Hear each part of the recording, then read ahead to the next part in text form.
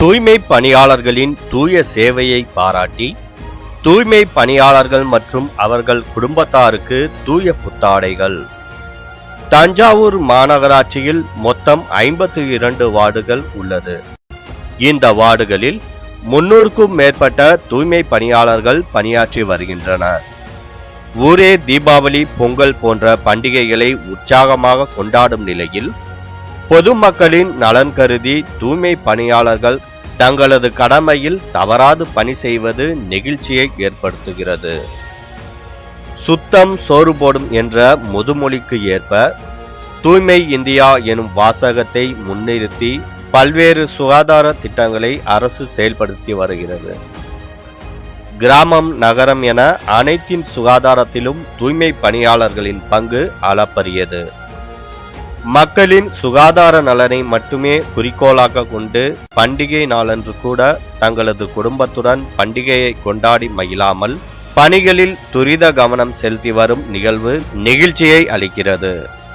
இந்நிலையில் தூய்மை பணியாளர்களை கௌரவிக்கும் வகையில் தஞ்சை ஜோதி அறக்கட்டளை சார்பில் தூய்மை பணியாளர்கள் மற்றும் அவர்களின் குடும்பத்தார் அனைவரையும் பிரபல துணிக்கடைக்கு அழைத்துச் சென்று அவர்களுக்கு பிடித்த புத்தாடையை தேர்வு செய்ய வைத்து அதை வாங்கி கொடுக்கும் நிகழ்வு தஞ்சையில் நடைபெற்றது.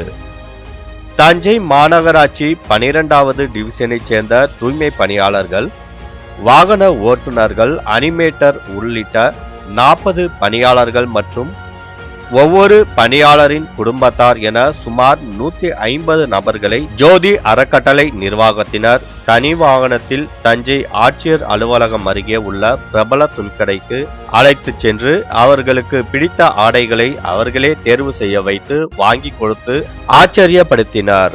ஒவ்வொருவருக்கும் 1000 ரூபாய் மதிப்பில் புத்தாடைகள் என மொத்தம் 1.50 லட்சம் மதிப்பீட்டில் புத்தாடைகள் வழங்கப்பட்டது. இது குறித்து தூய்மை பணியாளர்கள் கூறுகையில், புத்தாடை வழங்க இருக்கிறார்கள் என்று கூறியவுடன் சாதாரணமாக நினைத்தோம்.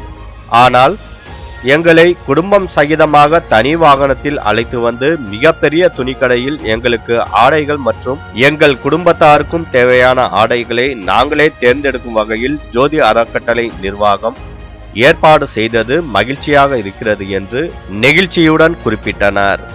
முன்னதாக தூய்மை பணியாளர்களுக்கு பாரம்பரிய முறைப்படி வெற்றிலைப்பாக்கு, சந்தனம், குங்குமம், கல்கண்டு சகிதம் பன்னீர் தெளித்து வரவேற்பு அளிக்கப்பட்டது. மேலும் தூய்மை பணியாளர்களுக்கு மதிய உணவு வழங்கப்பட்டது. இதற்கான ஏற்பாடுகளை ஜோதி அறக்கட்டளை செயலாளர் பிரபு ராஜ்குமார், மேலாளர் ஞானசுந்தரி, மேற்பார்வையாளர் கல்யாணசுந்தரம், தன்னார்வலர் ஆர்த்தி உள்ளிட்டோர் செய்திருந்தனர்.